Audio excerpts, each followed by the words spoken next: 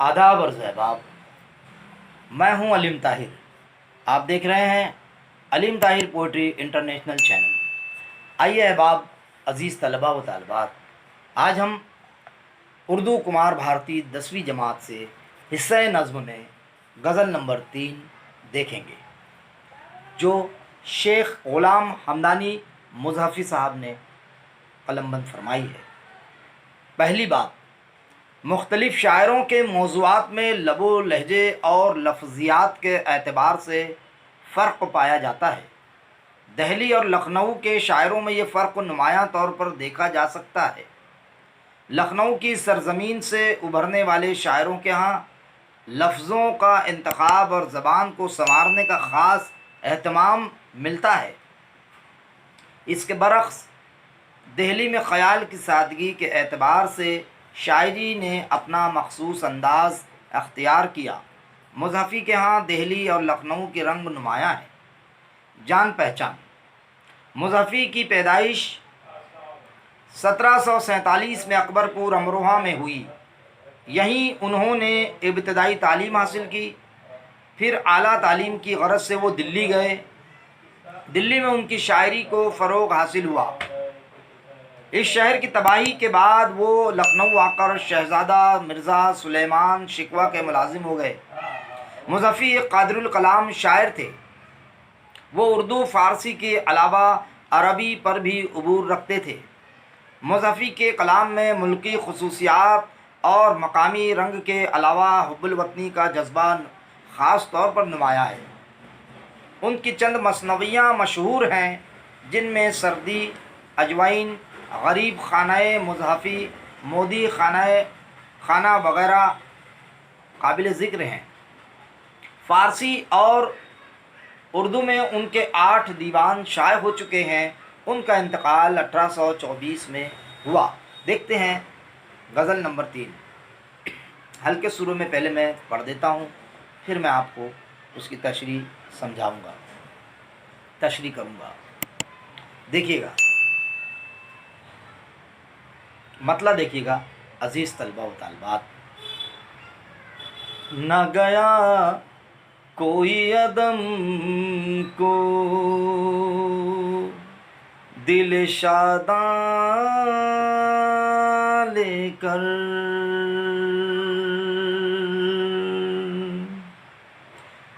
نہ گیا کوئی عدم کو دل شاداں لے کر، یہاں سے کیا کیا نہ گئے حسرت و ارمان لے کر۔ شعر دیکھیے گا دوستو، عزیز طلباء و طالبات، شعر دیکھیے گا۔ باغ وہ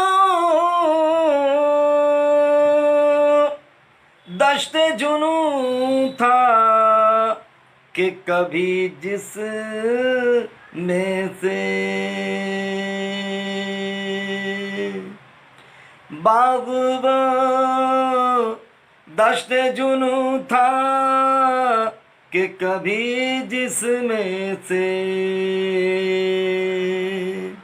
لالا وہ گل گئے ثابت نہ گرے لے کر،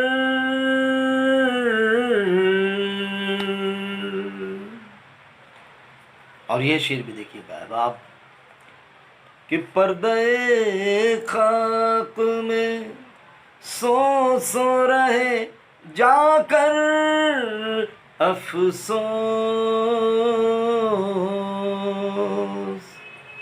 پردے خاک میں سو سو رہ جا کر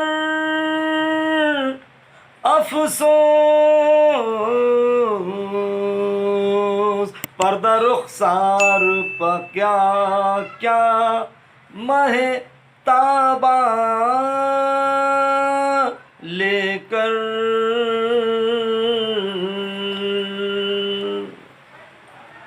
اور یہ شعر بھی دیکھیے گا عزیز طلباء و طالبات کہ ابر کی طرح سے کر دیں گے عالم کو نہال،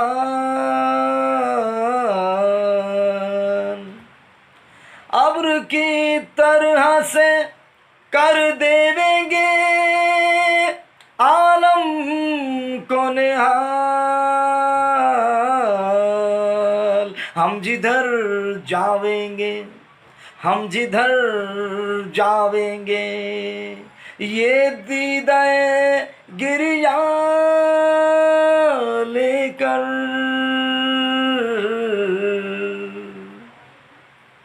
اور یہ شعر بھی دیکھیے گا عزیز طلبہ و طالبات، کیا اچھا شعر ہے یہ۔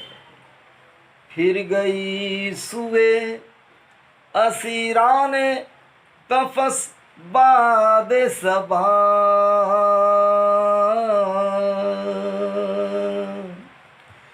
پھر گئی سوئے اسیران قفس باد صبا، خبر آمد ایام بہاران لے کر، خبر آمد ایام بہاران لے کر۔ اور یہ شعر بھی دیکھیے گا دوستو، رنج پر رنج جو دینے کی ہے خو قاتل کی، رنج پر رنج جو دینے کی ہے خو قاتل کی، ساتھ آیا ہے بہم تیغ و نمک دان لے کر۔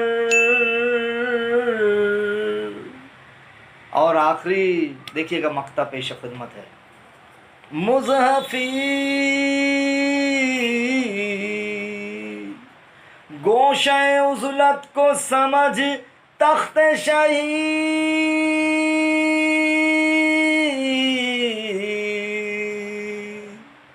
مصحفی گوشہ عزلت کو سمجھ تخت شاہی،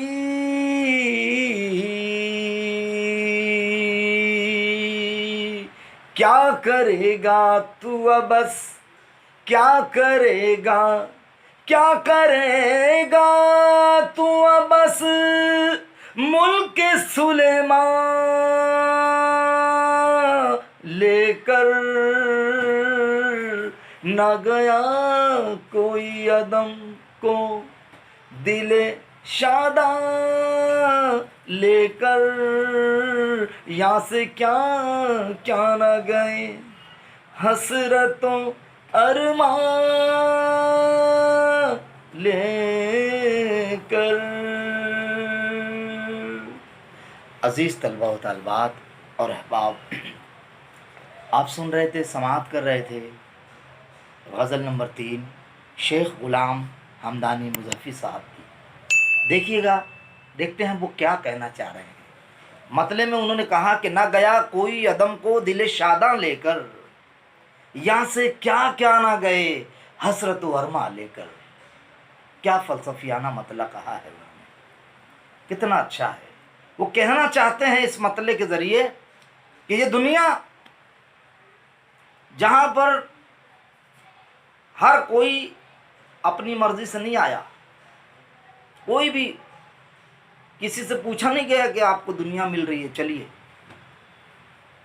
شاعر کہنا چاہتا ہے کہ نہ گیا کوئی عدم کو دل شاداں لے کر، خوش دل ہو کر کوئی یہاں سے رخصت نہیں ہوا، خوش دل ہو کر۔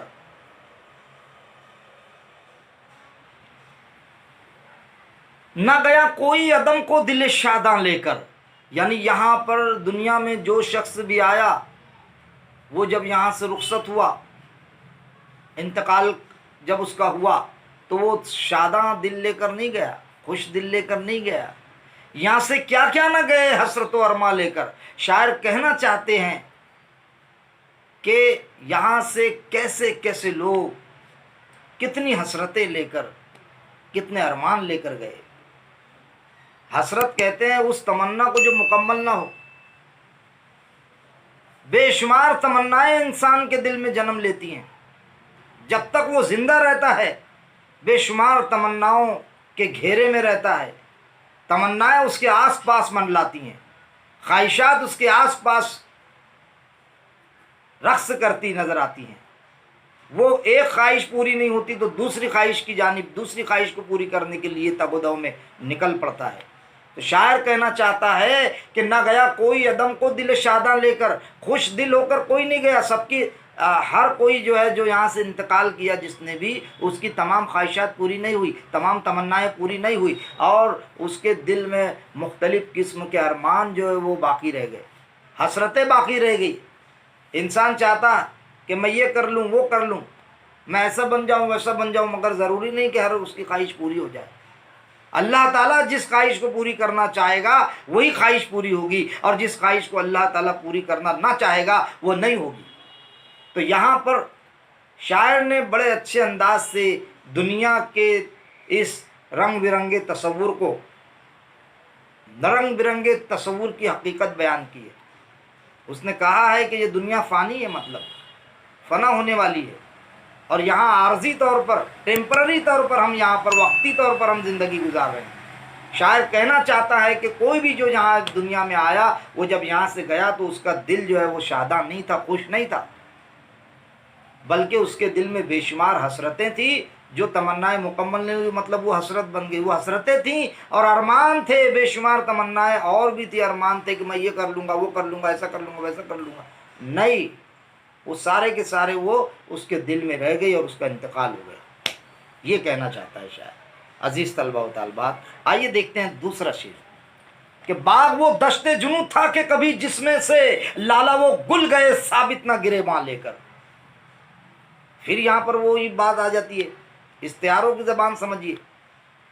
باغ وہ دشت جنوں تھا کہ کبھی جس میں سے، اب باغ اللہ تعالیٰ نے پوری دنیا کو دیکھیے باغ کی طرح سجا دیا ہے۔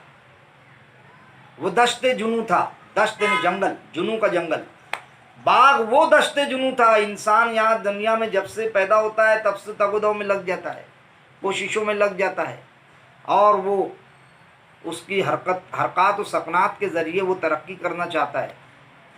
بے شمار انسان ترقی کر بھی لیتے ہیں، بے شمار انسان ترقی کرتے رہتے ہیں، بے شمار انسان ترقی کرتے کرتے انتقال کر جاتے ہیں۔ کہ باغ وہ دشت جنوں تھا، دنیا جو ہے وہ جنون کا وہ جنگل تھا کہ کبھی جس میں سے لالا وہ گل گئے ثابت نہ گرے ماں لے کر۔ لالا وہ گل، دیکھو استعارے ہے، تشبیہات ہے، آپ سمجھیے۔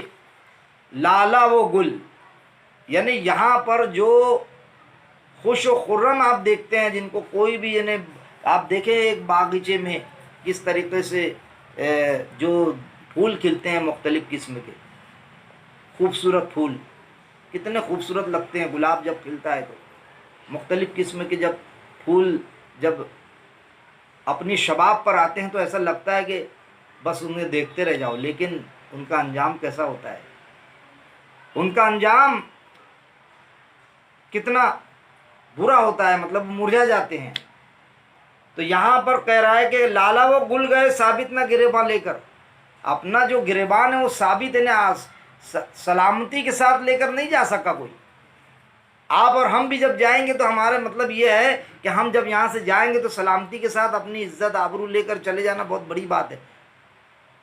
تو یہاں پر شاعر کہہ رہا ہے لالا وہ گل جو ہے وہ سلامتی کے ساتھ نہیں گئے، مطلب جو بھی آئے یہاں پر وہ یہاں آنے کے بعد یہاں استعمال میں آئے۔ ہم جب آتے ہیں کتنے اچھے ڈھنگ سے اللہ تعالیٰ نے تمام چیزیں ہم کو سلامتی کے ساتھ بھیجتا ہے، لیکن آہستہ آہستہ اس کا استعمال شروع ہوتا ہے، استعمال شروع ہوتا ہے۔ بچپن، بچپن کے بعد لڑکپن، لڑکپن کے بعد نوجوانی، نوجوانی کے بعد جوانی، جوانی کے بعد ضعیفی، بڑھاپا، اور اس کے بعد پھر آخری سفر۔ شاعر کہنا چاہتا ہے کہ یہ سفر جب شروع رہتا ہے تو آپ دیکھیں کتنی چیزیں انسان سے چلی جاتی ہے، کتنی چیزیں، روشنی کمزور ہو جاتی ہے آنکھوں کی، दिमाग जो है कमज़ोर होने लगता है। आहिस्ता आहिस्ता उम्र जैसे जैसे मुअम्मर होते जाता है इंसान, जैसे जैसे उम्र बढ़ती है तो वैसे वैसे इंसान की तमाम चीज़ें जो है रुखसत होती जाती है इंसान से, ताकत कम होती जाती है। एक वक्त आता ताकत इंतहाई कम हो जाती है, क़ुव्वत मुदाफ़ियत कम होने लगती है, बाल सफ़ेद होने लगते हैं, इंसानी जिस्म के मुख्तलिफ जो आज़ा है उनमें कमज़ोरियाँ आने लगती हैं। शायर कहता है कि बाग वो दश्त जुनू था कि कभी जिसमें से लाला वो गुल गए साबित न गिरे बां लेकर। ये दुनिया ऐसी है कि जो जहाँ से जाएगा आने के बाद वो कभी मुकम्मल नहीं जाएगा, अधूरा होके जाएगा, शायर कहना चाहता है। बहुत अच्छी बात कही शायर ने। मतलब ये कि यहाँ पर फिर वही बात आती है कि तमाम आलम का, तमाम दुनिया का मालिक व खालिक अल्लाह है, वही बाकी रहेगा, बाकी सब फना है, सब फ़ानी है। गैर फ़ानी सिर्फ ज़ात अल्लाह की है, बस दूसरा कोई नहीं है।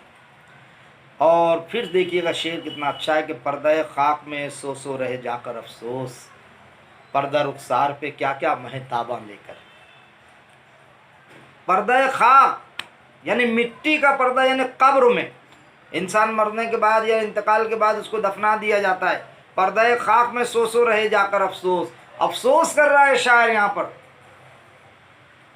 कि पर्दा रुखसार पे क्या क्या महताबा लेकर। बड़े खूबसूरत लोग यहाँ आए, जिंदा हुए, ज़िंदगी जिए, बड़े खूबसूरत हसीनाएँ, हसीन चेहरे, अल्लाह ताला ने ऐसे ऐसे चेहरे पैदा किए, ऐसी ऐसी ज़िंदगियाँ पैदा की जिनको देखने के बाद इंसान देखता रह जाता है। जगमगाते हुए चेहरे, खूबसूरती ऐसी कि जिससे दिल बाग बाग हो जाता है। तो ऐसे लोग भी जब इंतकाल कर गए तो उनको कहाँ जाकर जाना पड़ा? उसी ज़मीन में मिलना पड़ा, उसी खाक में मिलना पड़ा जिस खाक से वो बनाए गए थे। शायर कहना चाहता है कि पर्दे खाक में सो सो रहे जाकर अफसोस, और वहीं जाकर वो खाक में मिल गए, पर्दे खाक हो गए। वहाँ जाकर वो मिट्टी मिट्टी हो गए, मिट्टी बदन मिट्टी हो जाता है लास्ट में, आखिरी में। पर्दा रुखसार पे क्या क्या क्या महताबा लेकर।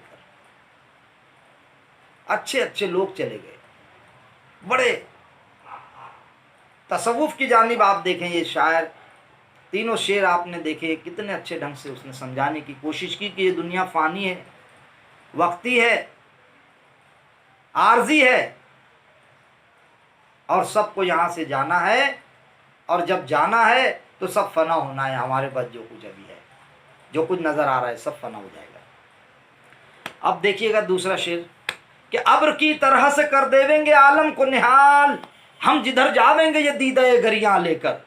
अब्र की तरह, शायर यहाँ भी तशबीह और इस्तिआरे का इस्तेमाल करते हुए कह रहा है कि कर देंगे आलम को निहाल, अब्र की तरह। जिस तरीके से काली घटाएं छाती है बारिश के पहले, बारिश बरसने से पहले, जिस तरीके से आप देखते हैं कि बारिश आ रही है, आने से पहले काली घटाएं छा जाती है, काले बादल छा जाते हैं, चारों तरफ अब्र छा जाती है। तो शायर कह रहा है कि उसी तरीके से हम आलम को, दुनिया को निहाल कर देंगे। जिस तरीके से बादल छा जाते हैं और दुनिया जो है बहाल हो जाती है, और जब बारिश बरसती है तो निहाल हो जाती है।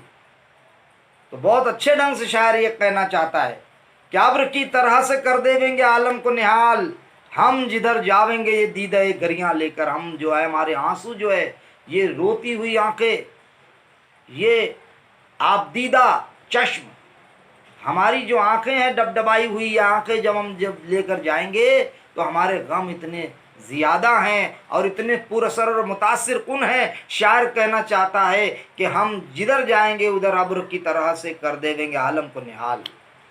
पूरी दुनिया जो है, हम जहाँ जाएंगे वहाँ पर हमारे हम दुख भरी आँखों से मुतासिर कर देंगे। हमारी दुख भरी आँखें, हमारी डबडबाई हुई आँखें, हमारी आंसू वाली आंखें जो है, अश्कबार आंखें, अश्कबार आंखें हमारी, वो जो देखेगा वो मुतासिर होकर वो निहाल हो जाएगा।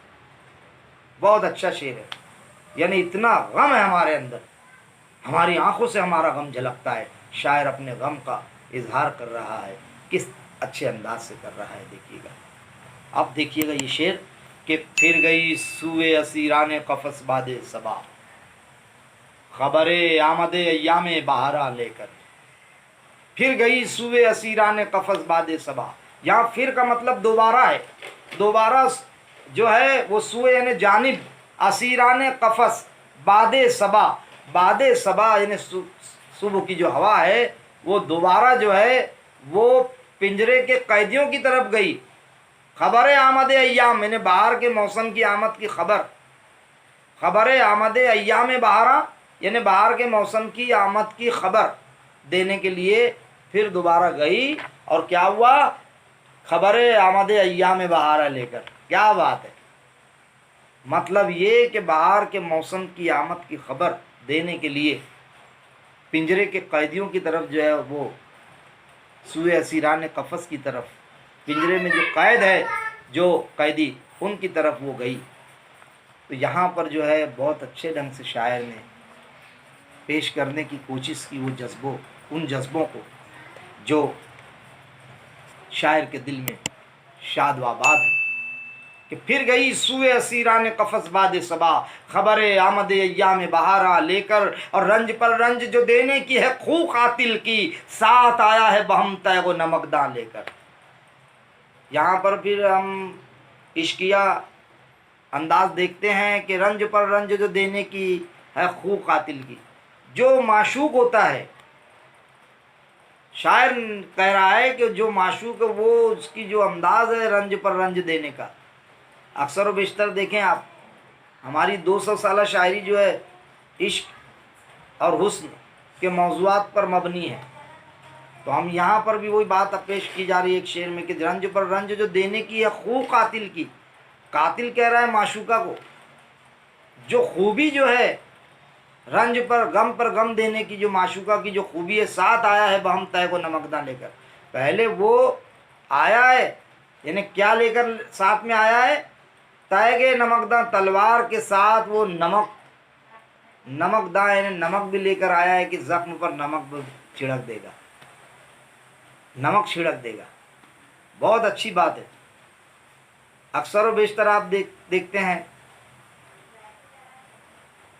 یہاں پر بہت اچھے ڈھنگ سے شاعر نے جو ہے عشق کی یعنی قلبی واردات کا ذکر فرمایا ہے، اور کہا ہے کہ جو تیغ نمکداں لے کر جو معشوقہ جو آئی وہ جو ہے وہ پہلے مجھے زخمی کرے گی، اس کے بعد اس پر نمک چھڑکے گی۔ یہ بات ہے، مطلب پہلے وہ اپنے حسن کے ذریعے جو ہے وہ پہلے حسن کے ذریعے وہ دیوانہ بنائے گی، اور اس کے بعد وہ اپنے زبان سے جو تیکھے الفاظ کا استعمال کرے گی اس پر نمک چھڑک دے گی، مطلب یہ کہ دل توڑ دے گی، روٹ جائے گی، یا عاشق کو خاطر میں نہیں لائے گی، یہ بات ہے۔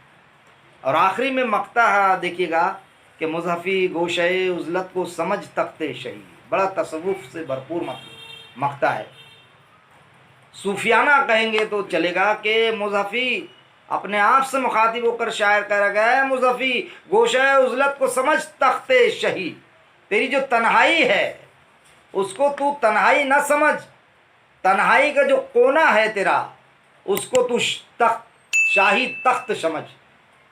کتنی اچھی بات پیش کی جا رہی ہے، دیکھیے گا کہ تو اپنے تنہائی کے کونے کو شاہی تخت سمجھ، کیوں کہ کیا کرے گا تو ابس ملک سلیمان لے کر، یعنی تو کیا کرے گا بیکار دولت اور دنیا بھر کی جو جائیداد لے کر تو کیا کرے گا، ابس یعنی بیکار، تو کیا کرے گا؟ سلیمان کا تخت بڑا مشہور ہے، یعنی سلیمان کا تخت بھی تجھے مل جائے گا تو کیا کام کا تیرا، آخر میں تو یہیں چھوڑ کر جانا ہے، آخر میں تو ساری عیش پرستی دھری کی دھری رہ جائے گی۔ جتنی بھی انسان جتنی بھی ترقی کرتا ہے، بہت ساری چیزیں کما لیتا ہے، دنیا بٹور لیتا ہے، لیکن اس کا ایک وقت فکس ہے، معین ہے، متعین ہے، موت کا ایک دن معین ہے، نیند کی رات بھر نہیں آتی۔ کتنا اچھا کہا ہے شاعر نے۔ تو یہ بات ہے کہ شاعر یہاں پر اپنی قلندرانہ صفت یا ملنگ صفت یا فقیر صفت یا پیرانہ صفت جو ہے اپنے خیالات کا اظہار کر رہا ہے، اور کہہ رہا ہے کہ یہ دنیا جو ہے وہ فانی ہے اور اللہ تعالیٰ غیر فانی ہے۔ تو یہ بہت اچھے ڈھنگ سے پوری غزل میں تصوف سے لے کر عشق سے لے کر دنیا اثر حاضر، اور آپ دیکھیں ماضی حال مستقبل تمام کا احاطہ ملتا ہے۔ یہ بہت اچھی غزل تھی، اس غزل کو آپ بار بار پڑھیے، سمجھیے، اس کی تشریح بھی میں نے کر دی ہے۔ آخر میں جو ہے مشقی سرگرمیاں ہیں، جس میں غزل کا بغور مطالعہ کر کے ذیل کی سرگرمیوں کو ہدایت کے مطابق مکمل کیجیے، جس میں پہلا سوال ہے کہ عدم کے مسافر کے ہم سفروں کے نام لکھیے، دوسرا ہے خاک میں کیا صورتیں ہوں گی کہ پنہا ہو گئیں کہ مفہوم والے مصرے نقل کیجیے، تیسرا ہے قاتل کے تیغ و نمک داں ساتھ لانے کا سبب لکھیے، باد صبا کے موسم بہار کی خبر لے جانے کا مقام لکھیے، غزل سے ایسے اشعار کو شناخت کیجیے جن میں شاعر اپنے بارے میں کچھ کہہ رہا ہے۔ آپ آسانی سے اس کو لکھ سکتے ہیں۔ اب مقطع کا مطلب واضح کیجیے وغیرہ وغیرہ۔ آپ پورا مشقی سرگرمیاں بھی اب مکمل کیجیے، انشاءاللہ پھر ملاقات ہوگی۔ اب دیجیے اجازت علیم طاہری کو، خدا حافظ، جے ہند۔